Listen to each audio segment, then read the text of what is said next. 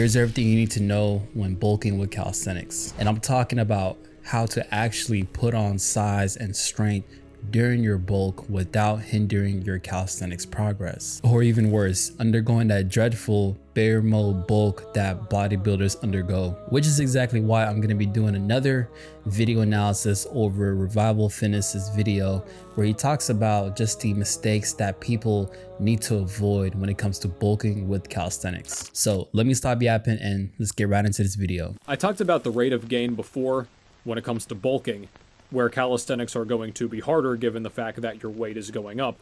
This whole thing of 1 pound a week gain, I think is stupid, and it's really how you gain way more fat than necessary. So ideally, your weight on a bulk is going to be slowly going up, like a very gradual angle, not a sharp curve. So that's just a quick tip for you guys. If you find that your weighted calisthenics start regressing pretty quickly into your bulk and the scale is going up concurrently pretty fast, that's a good sign that you need to slow down. And with that, I just want to mention that he brings up a great point that when someone is training calisthenics and undergoes a increase in weights, such as a bulk, it's going to be inevitable that the movements that you're training are just going to become more difficult.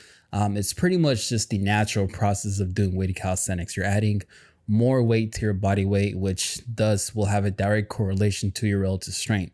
So by default, the movements will eventually get harder. But going based off my personal experience, someone who's been doing calisthenics for the last 6 years, someone who's actually entered 2 proper bulks during those 6 years of my calisthenics training. And I have to add that I made steady progress throughout that bulk phase regarding my calisthenics training, whether it's skill training or my weighted calisthenic movements. So taking that into consideration, you need to understand that there's going to be a sweet spot for how long someone can actually bulk and make steady progress with their calisthenic based movements. And take into account that one needs to understand just how much weight they need to be gaining on a month-to-month basis. Otherwise, A, if your bulk is too short, then you really won't reap the benefits of building enough muscle. And B, if your bulk is too long, then sure, you'll continue to build muscle, but your strength relative to your body weight within calisthenics will eventually plateau. Just because there's a range of optimizing one's calisthenics performance with a direct correlation to their body fat percentage. I mean, let's look at ring gymnasts and high level calisthenics athlete. Majority of them are lean, and very rarely will you see someone performing such high level movements above 17 or 18% body fat. So with that being said, I don't want to get ahead of Revival Fitness's video, but let's just see what he has to say about just exactly how much weight one should gain during this bulk that one does when training with calisthenics. If you are making good progress on your weighted calisthenics as your body weight is increasing. Now granted, this is not going to be very linear a lot of the time, and I would say the newer you are into a bulk, the more consistent this is going to be, but it is possible to have an upward trend over a long period, even bulking for many months, if not over a year. So for example, let's say that you weigh 180 pounds, and you can do 8 pull-ups with 5 pounds added this week. Next week, you get 9. Then the week after, you almost get 10, but let's be honest, you can't count it, so still 9. And this is a big note here, guys, when it comes to not only weighted calisthenics, but any exercise. You need to keep your form and your tempo consistent for tracking purposes. Okay, so in this particular segment right here, it's mentioned that one should focus on their technique and range of motion as a way of indicating just their overall progress when it comes to their calisthenic based movements during their bulk. Now, this is a good statement to make, I'm not gonna lie, but I believe that this should be the standard regardless whether or not you're cutting, bulking, or maintaining. You should be keeping a consistent, standardized way of training your pull-ups or dips, for example, with consistent range of motion and consistent technique. For example, he brings up the instance of if someone's doing weighted calisthenics before the bulk and their standardized way of doing the weighted chin-ups or just chin-ups in general is to pull themselves just eye level above the bar, then using that approach, one should continue to have that same standardized fashion of, meeting the criteria of that chin-up being a full rep. But for me, this is my personal opinion, I think a full rep should be a chin above the bar, hence the name chin up.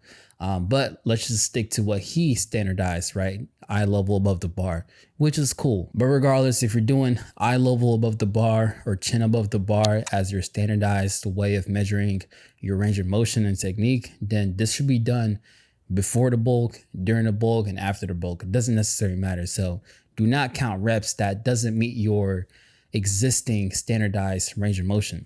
But let me say this, I decided to take the time to save y'all's time by watching this rest of this video, just to kind of figure out exactly how one should practice a bulk when doing calisthenics. And Revival Fitness doesn't really get too deep into it. He just touches on a couple general points, but I want to kind of take the time to explain exactly how one should approach this bulk when doing calisthenics in regards to like how much weight you should gain per month and just what does that look like on a practical standpoint. So you want to make sure that you're gaining no more than 1 to 2% of your body weight on a monthly basis. For example, during my first ever bulk, I went from 170 pounds to 196 pounds in about a year. That was a total of 26 pounds. If we were to divide that equally by 12 months out of that year, then that would be roughly about 2.1 pounds gained per month. Now I'll be transparent. There were some times and months where I gained more and sometimes I gained less. But all in all, the principle still applies as it was a successful bulk because of two important reasons. One, I was able to still increase my strength in my weighted calisthenics and bodyweight skill movements. And two, I was able to visibly see my abs at the end of the bulk.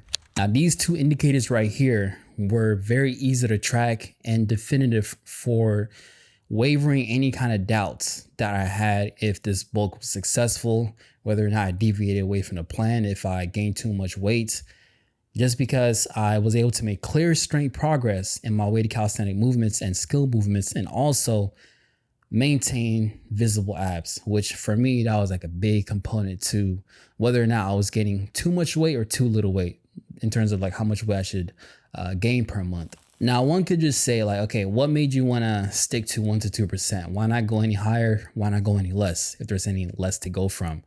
But I will be just transparent. It's just literally from a hypothetical statement and me going based off pure goals of making sure that I didn't put on too much weight. So I entered this bulk with a conservative approach because at the end of the day, I knew that I wasn't trying to put on as much mass as someone who's doing powerlifting where mass moves mass, or bodybuilding where, you know, you want to put on as much calories as possible to some degree to maximize muscle building. And I knew that in calisthenics, you know, y'all take the science if y'all can, but I just went off base pure experience, right? I knew that in calisthenics, weight was a big factor to how you would progress. So taking that into account, if I wanted to get stronger at a higher body weight, I would need to slowly increase my weight. So I would adjust to that new body weight. So me starting out 165 to 170, that's going to be a lot easier for me to do on my previous calisthenic movements. Whereas me being at like 180 or 185 and eventually 190, it would progressively get harder. So I had to make sure I put enough time from my body to pretty much just adapt to that new body weight. Because technically speaking, I am heavier. Yes, I might have built muscle, but I also knew that all the weight that I gained was all muscle. You know, that's just how it is. If you're gaining muscle, you're gonna be gaining fat. And that's just something that I kind of knew going into it. Now, obviously, I didn't do like heavy scientific based research on how, you know, the distribution of your weight is transferred between muscle and fats and water and glycogen. I just knew that I'm not going to be gaining all muscle throughout this bulk. So I had that intention of being more conservative. So that's where the 1 to 2% came from. And then secondly, I want to just mention that if I bulked too quickly, I knew that I wasn't going to be lean too. So not only from a performance standpoint would I decrease in strength, but from an aesthetic standpoint, I wouldn't be pleased about the bulk. So this kind of goes back to my previous point. If your bulk is too short, then you really won't reap the benefits of building enough muscle because you've gained too much weight in a short amount of time, leaving you much fatter. Or let's say you've actually kept it minimal, but then because building muscle just literally requires time, that factor will be missing, leaving you with very little results in terms of muscle aesthetically. And from my other point, if you bulk too long, then sure, you will continue to build muscle, but your strength relative to your body weight will eventually plateau.